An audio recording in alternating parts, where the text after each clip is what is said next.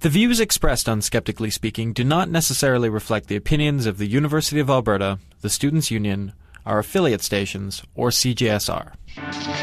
Hello, everyone. Welcome to Skeptically Speaking, the show that asks you to call in and question everything. I'm your host, Desiree Schell. Now, we have a very special guest today, Adam Savage of TV's MythBusters, and we're all ridiculously excited. But Mr. Savage is a very busy man. He can only appear for the last half of this show. So just keep your pants on, because we have someone else with us who is also awesome. Derek Bartholomaus, creator of the website The Jenny McCarthy Body Count, is now on the line. Derek, Hello. Are you there? Hi, Derek. Thanks very much for being with us. Oh, I'm very happy to be here. Derek is a member of the Los Angeles-based Independent Investigations Group, otherwise known as IIG. The IIG's mission is to investigate fringe science, paranormal, and extraordinary claims from a rational, scientific viewpoint, and also to get that information out to the public. Derek is also the creator of the Jenny McCarthy Body Count website. Now, the site was officially launched on March 29th, 2009, and initially he only told people about it through Twitter and Facebook. But during the very first week, it was linked to by Bad Astronomy, Furincula, the Randy websites, and was viewed by over 10,000 people. So in less than 6 months of its existence, the website has now been viewed by over 125,000 people. Good on you, Derek. Thank you. I was a bit shocked at the reaction. I thought that it would be of interest to people in the skeptical community, but I didn't expect the huge reaction that it got. Well, tell us about the website. Well, what it is Jenny McCarthy has become the unofficial head of the U.S. anti-vaccination movement. And it was in June of 2007 that she came out as an anti-vaccinationist and started telling parents not to vaccinate their children for the mistaken belief that vaccines cause autism. She has a child who is autistic, and that is where she got that idea from. You know, that's why she's an advocate for it. Right. And so what the site does is that it tracks every vaccine-preventable illness and death that has occurred since she started telling people not to vaccinate their children. So it's important to understand that I don't think that she is responsible for all of these, but she certainly is an influencing factor. So the site tracks the total number of vaccine-preventable illnesses and vaccine-preventable deaths that have happened since June 2007, right? Right. So is there an actual correlation between when she started publicly campaigning and when we started to see a rise? Well, there is definitely a rise that has happened in the last couple of years, especially with measles, mumps, and rubella. There is on the website, I have a page called Illness Timelines. And if you look at that, you'll see that there is a very large jump that happened starting in 2007. And the only thing that happened during that time is she started telling people not to vaccinate their children. So again, correlation does not equal causation, but there is definitely a correlation between when she started telling people not to vaccinate their children and the number of outbreaks that have happened, especially with measles, mumps, and rubella. Now, audience, if you'd like to call in and ask a question about the Jenny McCarthy Body Count website or the anti-vaccination movement, or would just like to say hello, we have a special means of communication for this week's show, so don't call into the regular phone number. You can actually Skype in today by connecting to Skeptically Speaking, or you can call 1-909-366-5330. And as usual, you can also email us at live@skepticallyspeaking.com. So, Derek, how do you track this? I use the Centers for Disease Control and Prevention morbidity and mortality weekly reports. To back up a little bit, during 2008, Steve Novella and Phil Plait would be talking a lot about Jenny McCarthy, and Steve Novella is the one that actually started saying that she had a body count attached to her. And then in January of this year, on the Skeptic's Guide to the Universe, they had a big discussion about her. And then I just decided, I wonder what that body count is. And then I went and registered the domain names and then asked Steve and Phil and Jim Underdown, who's the executive director of the Center for Inquiry in L.A. and the chair of the IIG. And it was Jim that told me about the Morbidity and Mortality Weekly Report. He subscribed to it as a conversation piece back when it was a print journal. And but now everything's online, and then I just started going through and calculating everything based on which of the diseases. The report tracks all sorts of diseases, and what I track are the diseases that have vaccines for them. Diphtheria, I'm going to really screw up some of the pronunciations of these. Haemophilus influenzae serotype B, otherwise known as HIB, influenza-associated pediatric mortality, measles, meningococcal disease, ACY and W135, mumps, 2 different types of polio, rubella, tetanus, hepatitis A, hepatitis B, pertussis, and varicella, which is chickenpox. So we have vaccines for all of those. Right. And so I go through and add up all the numbers every week with the when the report comes out on Saturdays. So can we actually attribute all of these cases to people not being vaccinated? No. What the one thing is vaccines are not 100% effective. So you can be vaccinated and still get a disease. And so that would show up on the weekly report. Then there's also, but what I've found is whenever there's an outbreak, the index patient has been an unvaccinated individual, most likely a child. After you got this site launched, do people now ask you why they should believe you over Jenny McCarthy, being neither of you are doctors? I've received primarily just lots of people being thankful. I actually have not received any hate mail over this, which is kind of surprising given some of the vitriol that people like Orac and Phil Plait and Steve Novella have received. Right. But I think the main reason that I haven't gotten that amount of vitriol is because it's not a blog. You can't comment on it. You actually have to open up your email program and write to me. Brilliant which choice. Apparently is just that one step of effort that a lot of people don't want to engage in, apparently. Well, have Jenny's people ever contacted you? No. No threatening letters? No, none whatsoever. I don't know if she's seen it. I would kind of guess that she would have by now, because if you do a Google search for Jenny McCarthy, I show up on the front page. Absolutely. I think you're the fourth or the fifth down. Yeah, I run between number 4 and number 7, depending on when you search, which is huge. That's amazing, actually.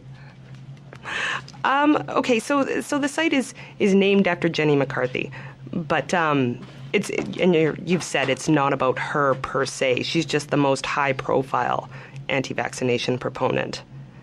Right. In the U.S., Andrew Wakefield is really the one most to blame for the rise in people not vaccinating their children. Can you tell us a bit about him?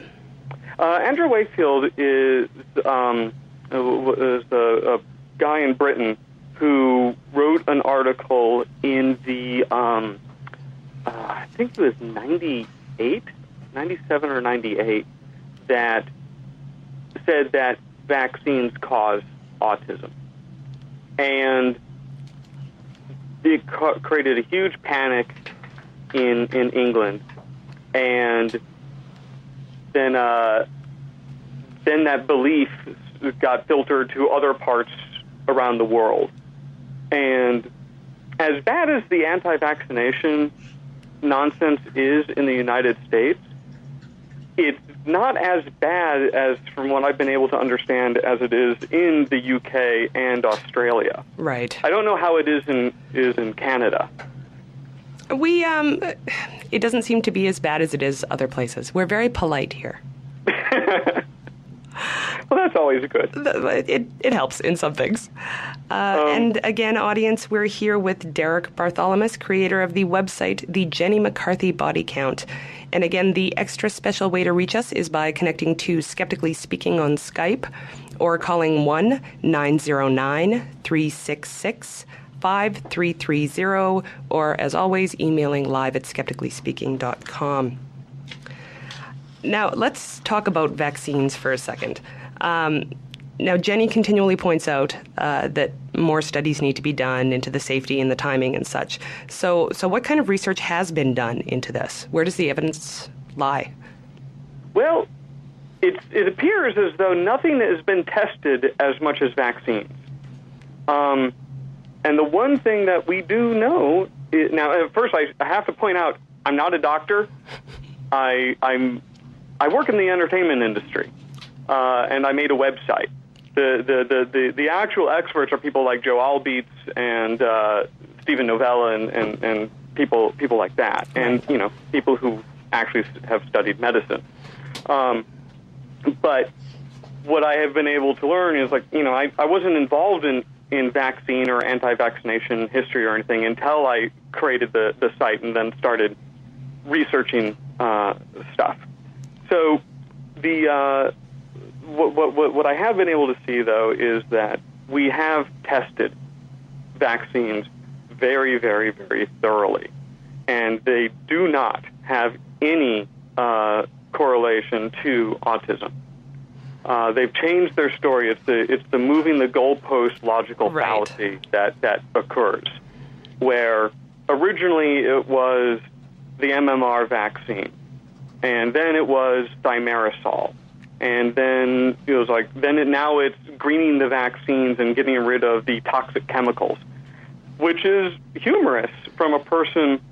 Jenny McCarthy is a advocate and speaks out regularly about regular Botox use. Yes, it's interesting, the inconsistency. Yes, putting the theoretical, the mythological toxins that appear in vaccines, or putting the deadliest toxin on the planet into your face.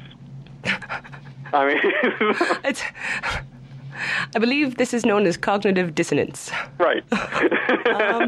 We actually have an email from a listener.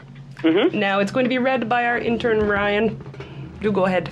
Okay, this is from Susie, and she says, speaking as a concerned skeptic and pro-vax parent, I just wondered if you've seen a constant increase in the number of infections, or has there been a slowing of seeing new disease outbreaks in the past few months? Especially since the article in Time Against Oprah supported of Jenny and Wu Medicine. Any chance that vaccinations are going back up? It's too soon to tell. The Centers for Disease Control, one of the things that I think I have an undercount on the number of deaths. Really? And the reason being is that the illnesses have to be reported every week, but the deaths only get announced annually 3 years after the date.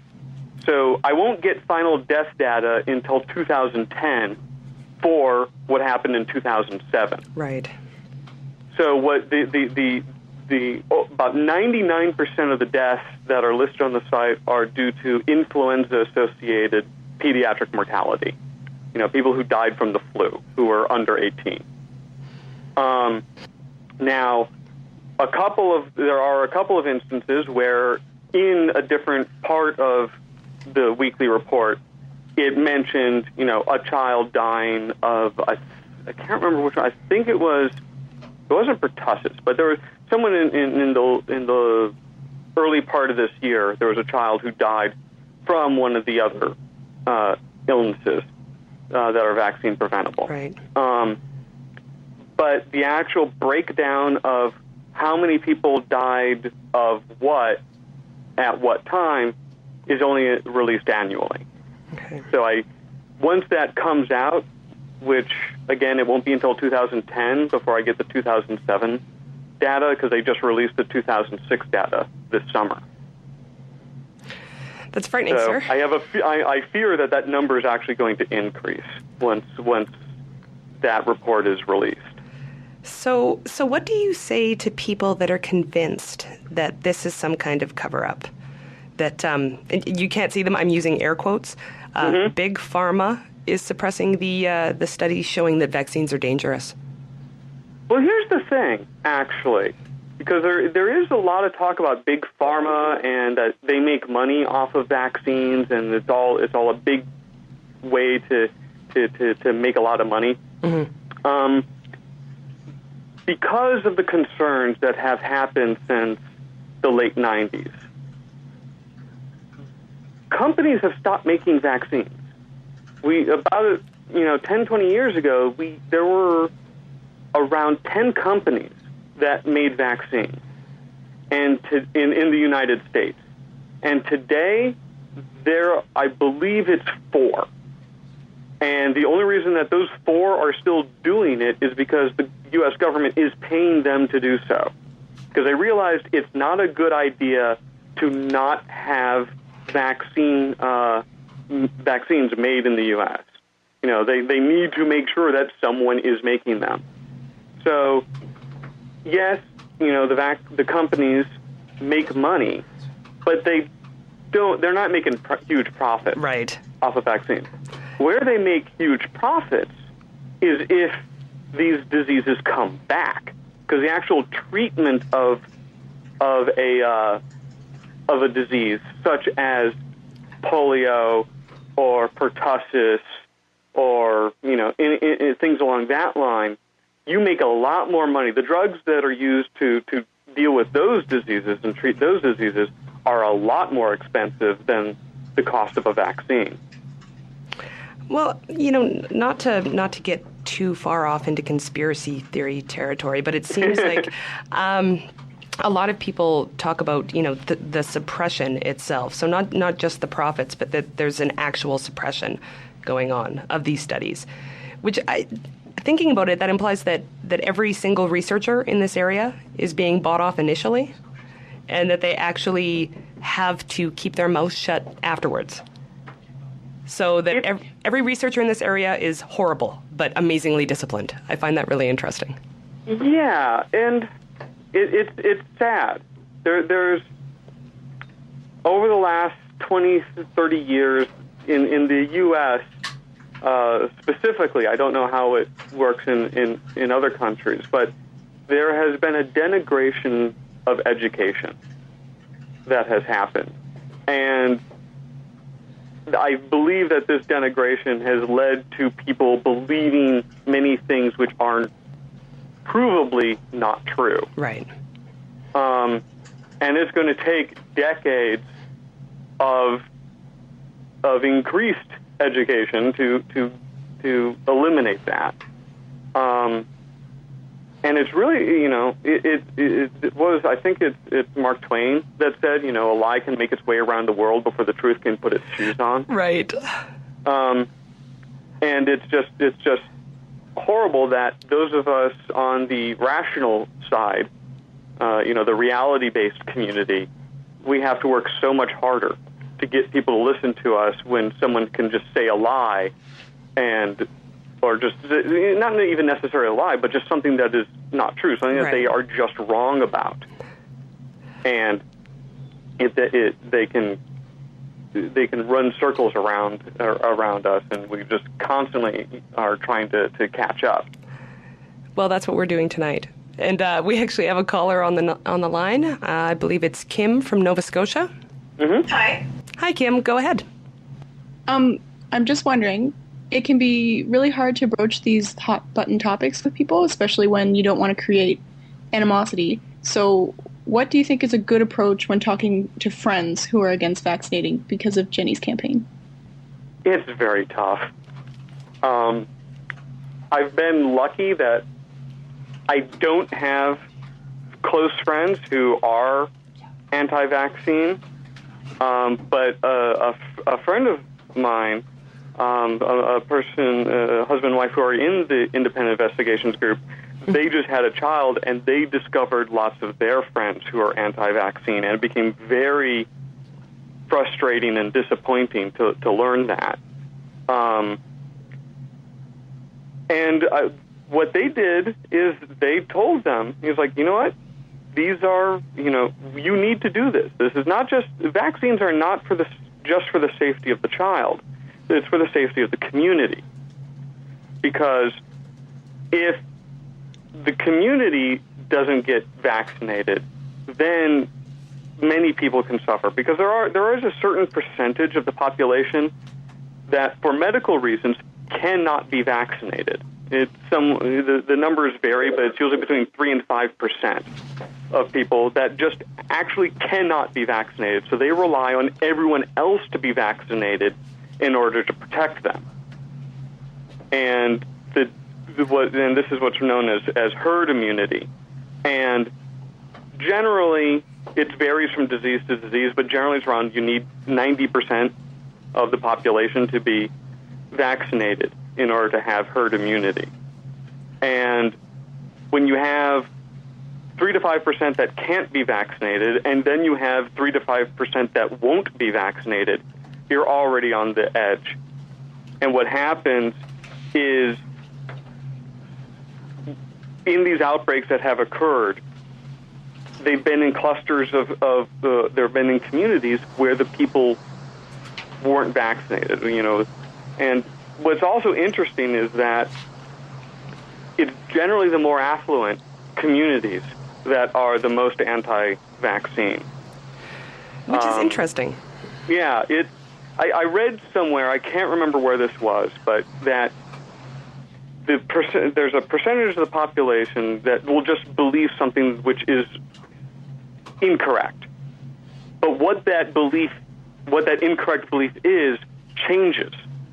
Depending, it tends to change depending on education, which is bizarre. Right.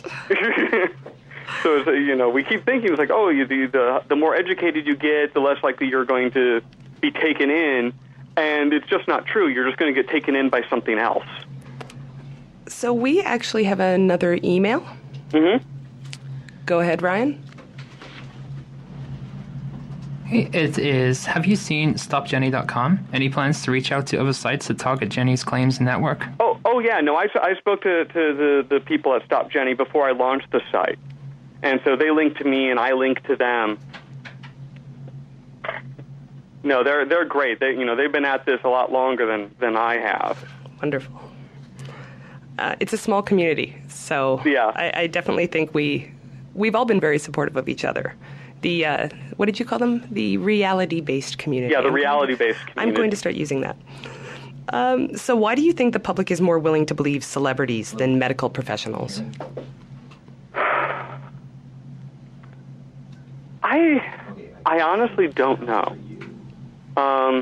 We tend to give importance to people that we see a lot. And we see actors on TV a lot. It may harken back to the ads, and I forget the actor's name, but the guy who played Marcus Welby. Right. When he did commercials, he always had to say, he's like, I'm not a doctor, but I play one on TV. And then would go on to say something, to sell some product. I wish I knew why we would pay attention to celebrities more than physicians. Because we really shouldn't. Even Amanda Peet, who has kind of been, the anti-Jenny McCarthy. Exactly. She's said, the IIG actually holds an annual awards show for good and bad presentations of skepticism in entertainment. And we gave a special award to her this last year because of her pro-vaccine stance. And in one of the clips that we showed, she told people, it's like, I understand that this is a bit odd, but you shouldn't be listening to me. It's like, you shouldn't be listening to celebrities. Right. You should be listening to your doctor. Because it's a bit of a double standard. That we love Amanda Peet. Oh, yeah, she's great. But A, she's a great actress, and B, she's she's not dumb. Right. Succinct, sir. So do you think that doctors or scientists can do anything about the fact that some people seem to be opposed to, I'm going to use air quotes again, this doesn't translate well on radio, Western medicine, or, they just don't trust science as a whole? I think they do. This year I went to the Amazing meeting, and it was the first time I'd ever attended, and it was amazing. And I met several doctors when I was there, and all of them said, they try. They will do anything that they can to keep that patient in the office and to try to slowly work with them to get them to accept medicine. Mm-hmm. Now, the one doctor said that he's had twice in his career, he's had to tell a person, you need to go somewhere else, because a person just refused to want to have anything to do with Western medicine or vaccines or any sort of, diagnostic help. And he's like, there's absolutely nothing I can do for you. You're going to have to go to someone else. We'll do nothing but fight the entire time. And it's not good for you, and it's not good for me. And so it was interesting to hear that. That was, the most dire form of that conversation that I had. But so really, generally, best thing... the doctors keep the patient. Try to not. You never want to tell the patient, you're wrong or you're stupid. You need to find ways of getting them to stay in the office and get them the information so that they can get the information eventually into them. And, of course, through people like us. Mm-hmm. Absolutely. I think we, all of us that in the skeptical community are doing what we can, mm-hmm. and it's nice to see that the skeptical community in the last couple of years has decided not to be quiet, which has been great with the advent of podcasting and blogging and stuff like that. Agreed. I think everybody has been at the point where they thought they were the only one in their community, and in the last few years they realized they're not. Brilliant. And on that note, thanks for being here, Derek.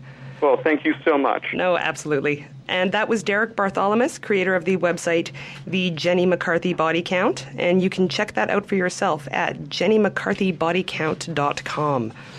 And we will be right back with Adam Savage, Mythbuster, after this.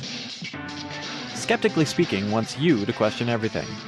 To be part of the discussion, call in every Friday from 6 to 7 Mountain Time at 780-492-2577, extension 1.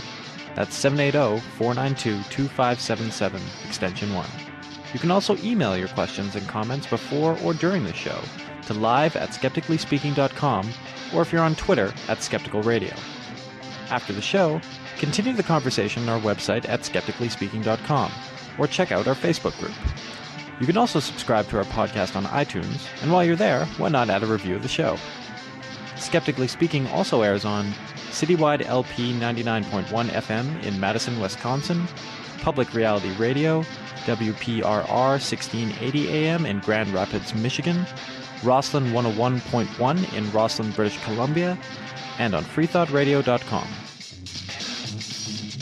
Next time on Skeptically Speaking, we'll be talking with Brian Mallow, Earth's premier science comedian. We'll be discussing the irony of infectious diseases, the comedic implications of cosmology, and what's so funny about the second law of thermodynamics. Call in and question everything on the next episode of Skeptically Speaking, every Friday at 6 p.m. Mountain Time, here on CJSR. Hello, faithful listeners. Desiree here, host of Skeptically Speaking, the show that interviews the experts and offers you the opportunity to get involved in the conversation. The show that lets you speak personally to people like Phil Plait, Richard Saunders, and Adam Savage. The show that asks you to call in and question everything. And I bring this up because next week I'll be asking you to call in for another reason: to donate money. CJSR, the community radio station that allows Skeptically Speaking to use their studio and their equipment and their airwaves, is holding their annual fundraising campaign, Fund Drive. If you listen to Skeptically Speaking and you appreciate what we're doing here, please donate. There aren't that many radio stations that would allow us to bring this kind of skeptical material to you, especially live. So please help us show them that this kind of programming is necessary and welcome and loved. CJSR's Fund Drive, September 23rd to October 3rd. Phone 780-492-2577, extension 1 to donate, or you can do it online at cjsr.com. We now return you to Skeptically Speaking.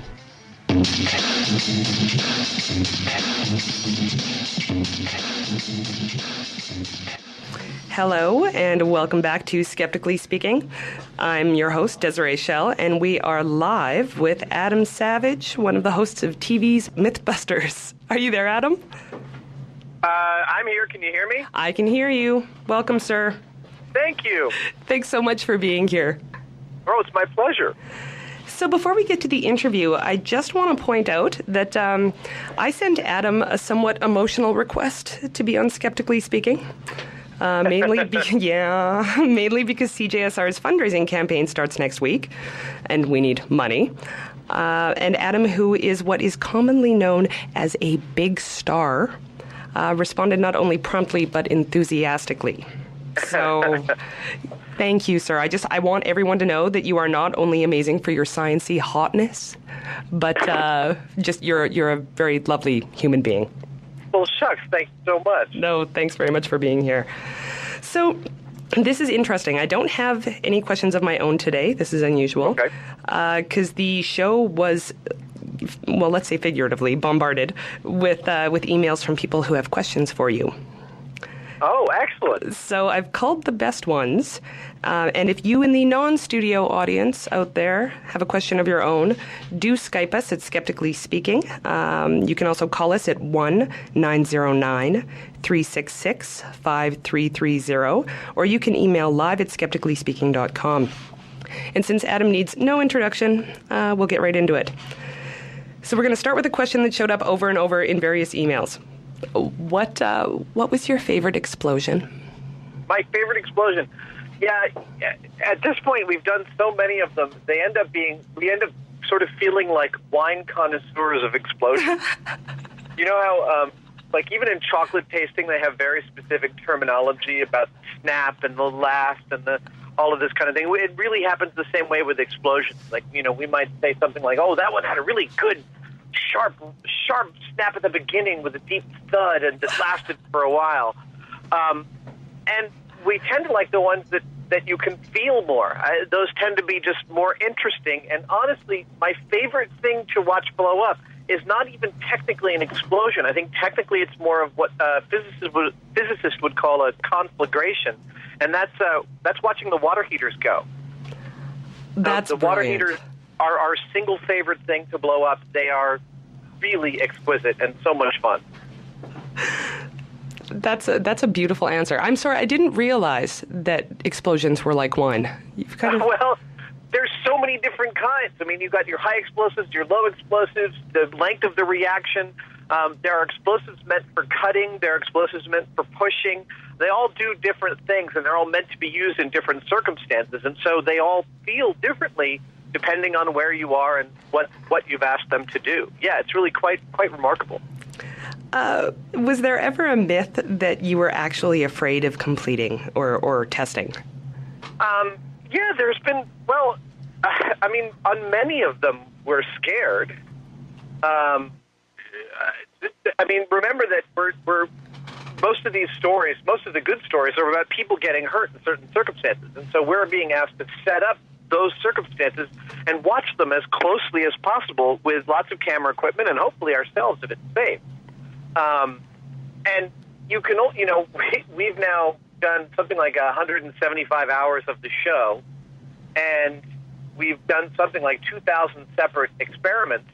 There's a point at which you start to feel like your number's up. We were out on site yesterday doing some stuff, and we were just about to do something, and we stopped, and we're like, you know what? let's stop doing it this way and let's do it in a different way, because although it seems like it's going to be fine, we want to add an extra layer of safety to it at this point. And so we have that fear. It's kind of like a good carpenter is always a little bit spooked when he's using the table saw. It's never not a scary thing to use.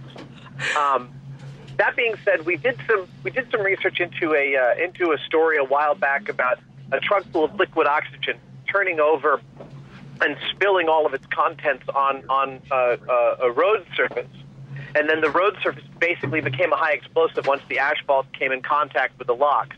And we did some small experimenting with liquid oxygen, enough to notice that it was definitely very explosive and super unpredictable. It's actually probably one of the scariest materials we've ever played with.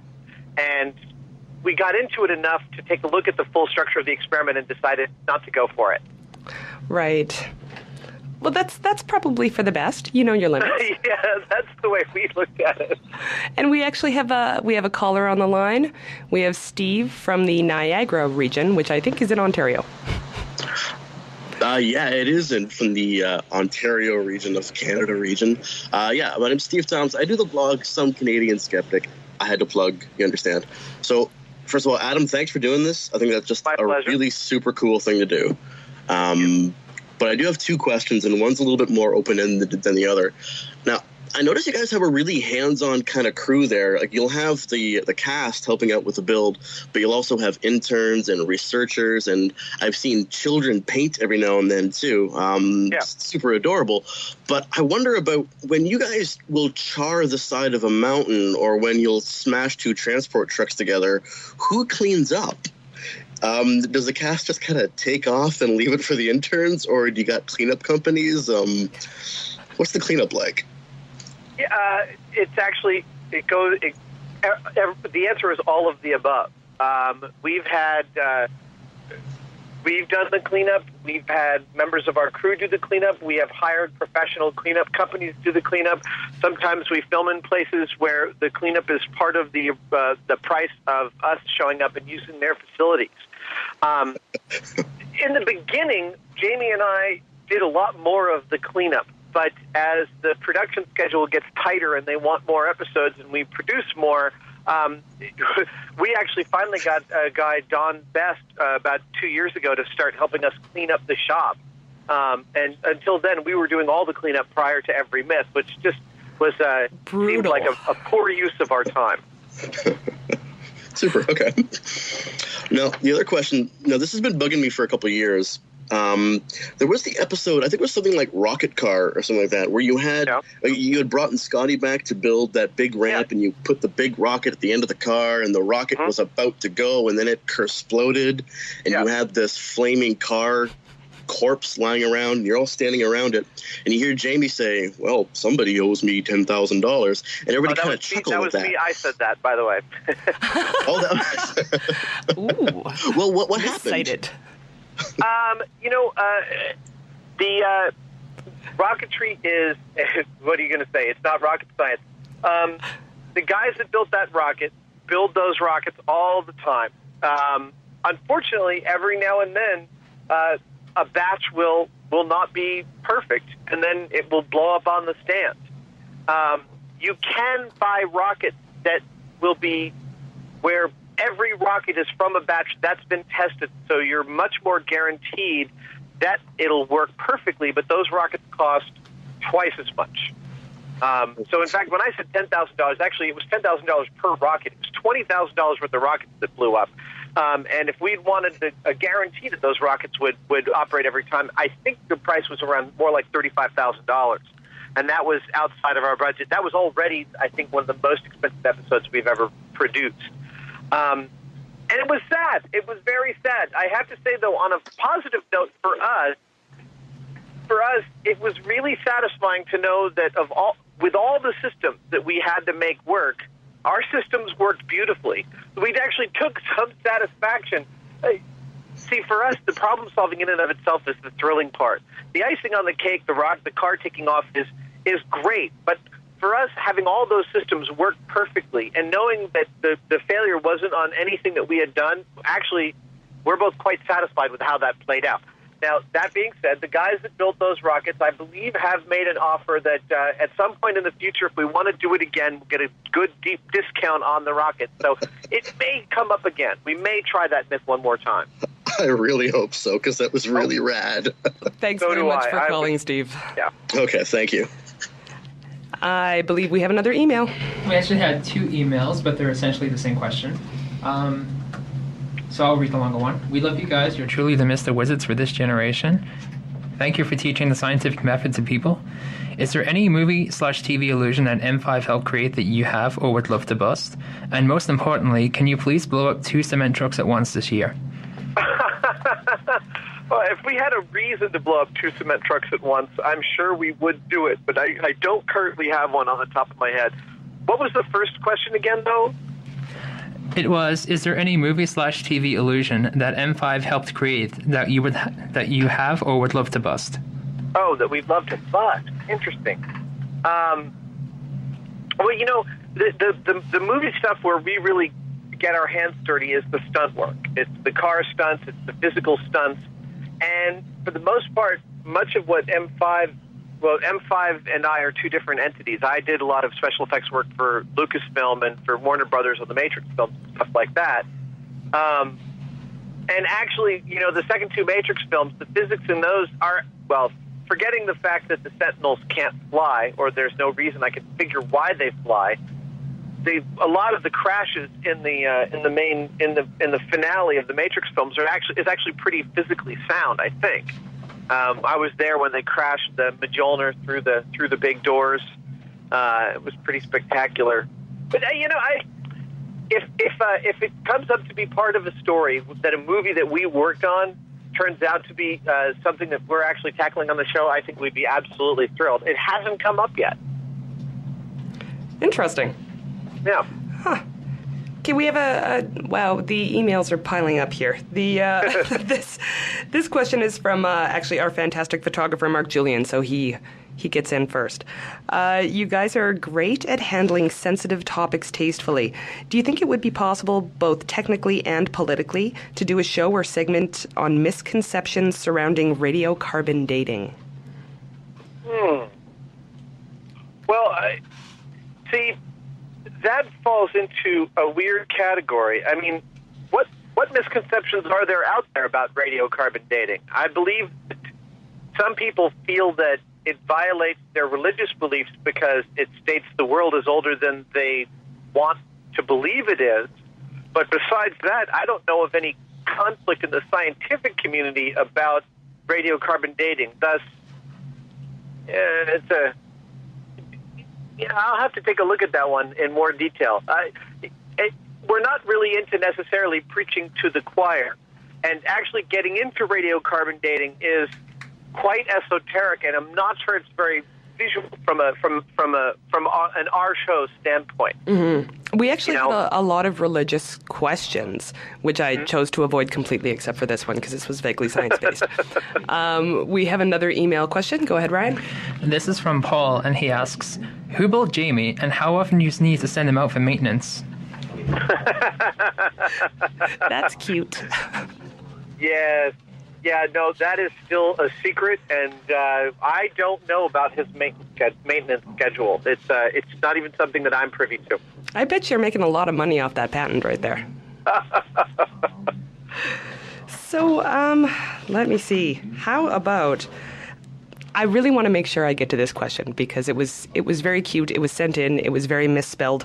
I'm a 14-year-old girl, and I want to be as good at building robots as Grant is on the show. What should I do?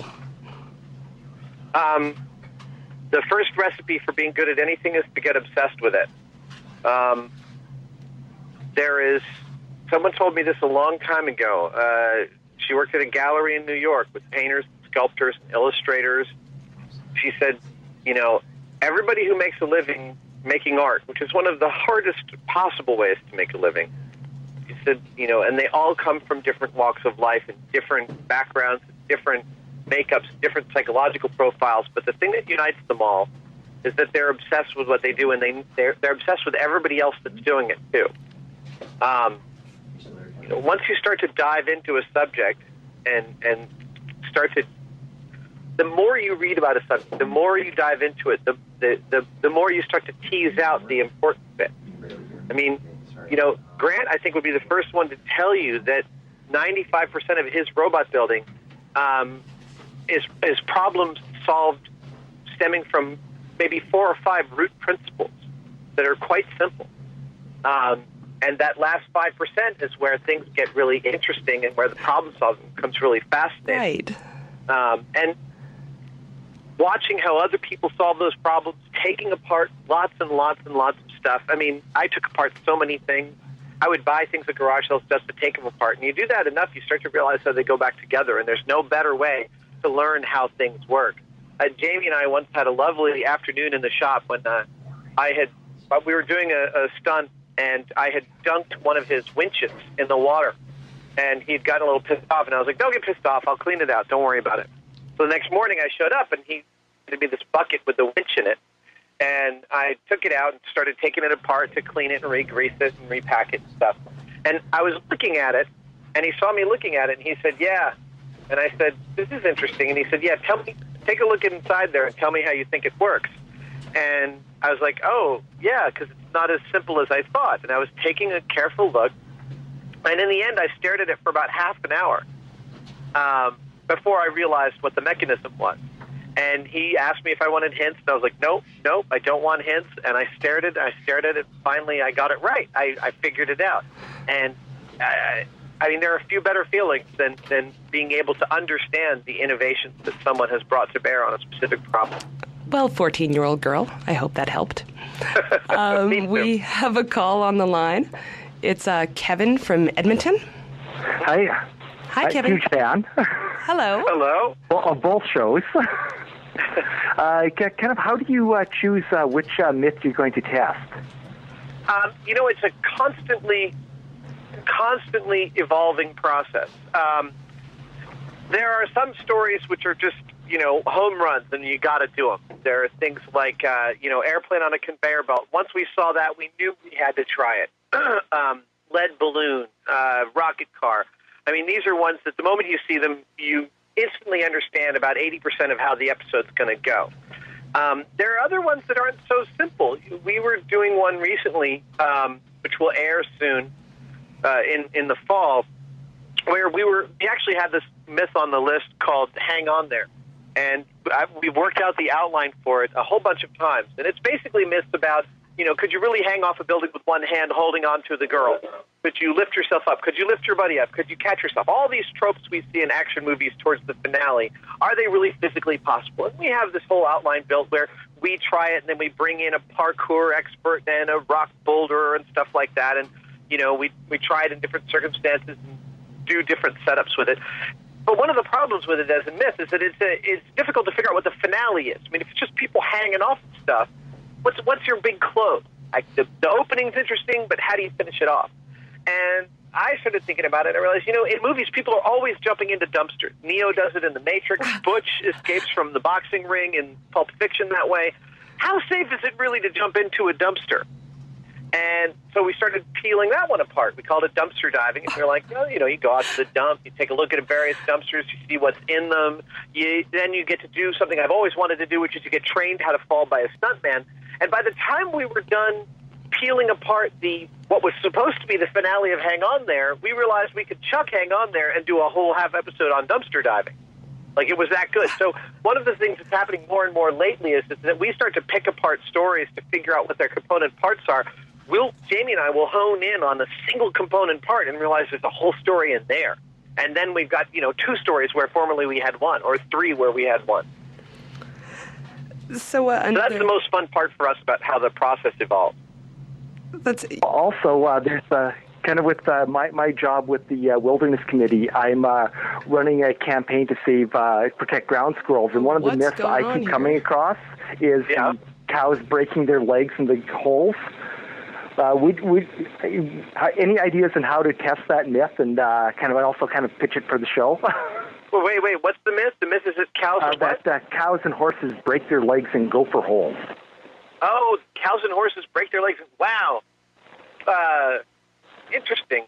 Well, I mean, of course we could couple that with cow tipping, which has been on our list forever.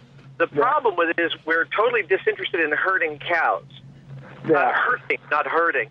But I mean, I suppose the way we'd start to do, you'd have to build a full mechanical cow and stick his leg and see how he'd respond. That's tough. But really, like I said, cow tipping's been on our list forever to figure out a safe way to do it without hurting a cow. And that's one of the other ways we look for stories. If a story turns out to maybe not be thrilling enough for a full episode, it might couple up very nicely with one or two or three other stories that we've had for a long time that also fall into that same category. So how do you handle skepticism in your own personal life? Like if you hear somebody make an outrageous claim or pass on a tidbit of misinformation, do you challenge them or do you let it go? It's a good question. I am not a rabid purveyor of the quote-unquote truth. I'm not a bully about it.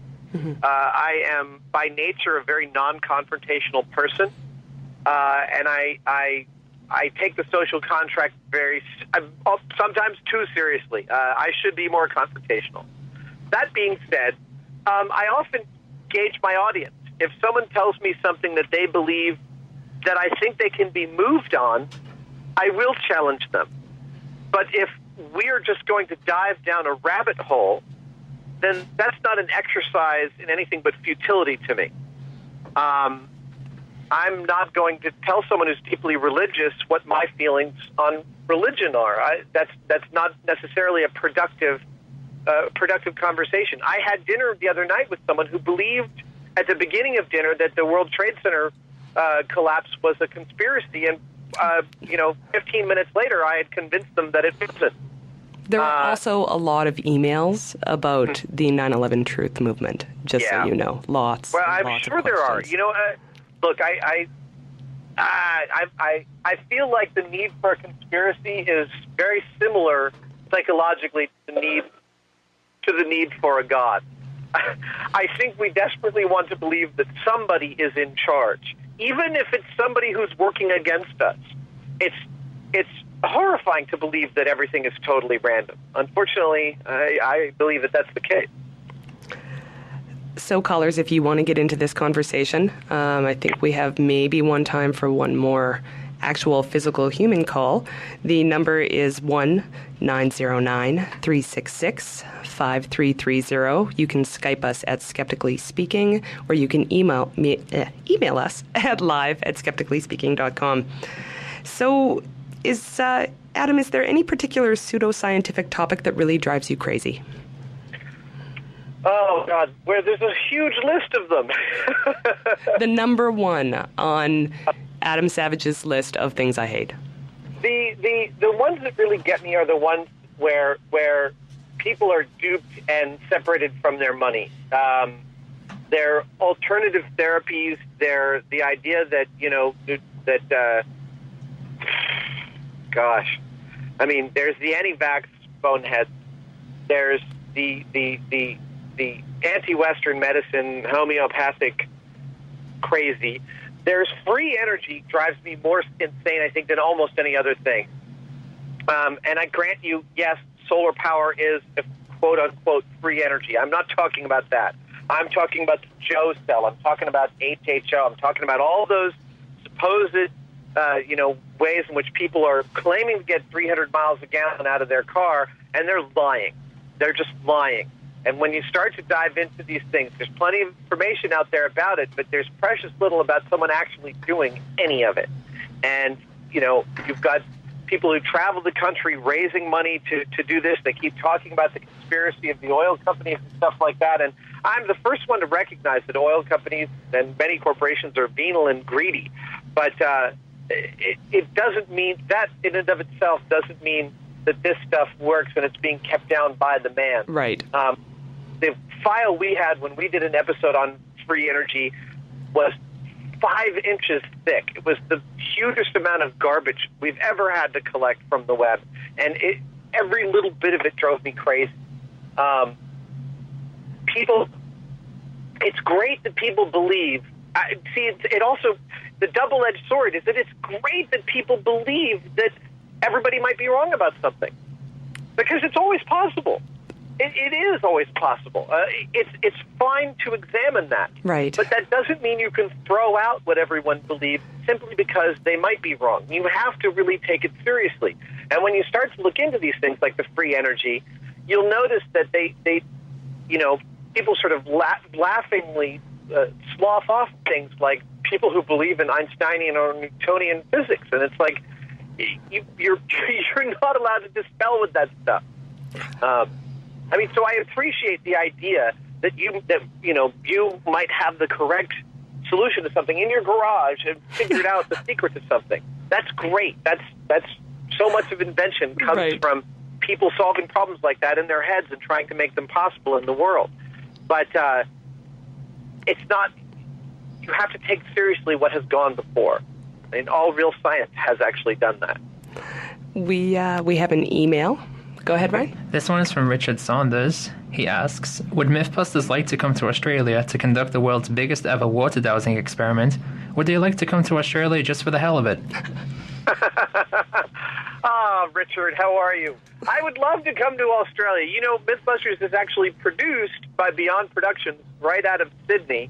And in the 7 years we've been producing the show, we have still never yet visited the mothership. And we'd love to come to Australia. Dowsing has been on our list. It falls a little bit into the Oogie Boogie territory, what my friend James Randi would call woo-woo. However, that sounds intriguing. Richard, you should email me and tell me more. Ooh, that was lovely. I feel like I was just in on something secret. Lovely. Oh, no. I know, Richard. I mean, I saw him at No, Dragon I understand. Oh, okay. Just like a preemptive, you will be in Australia eventually. At some point, we will get to Australia, absolutely. And it could be due to a conversation that occurred on Skeptically Speaking. You can't buy publicity like that, you know? So, actually, I think this may be our last question. And I received this by email before the show, and I thought it was brilliant.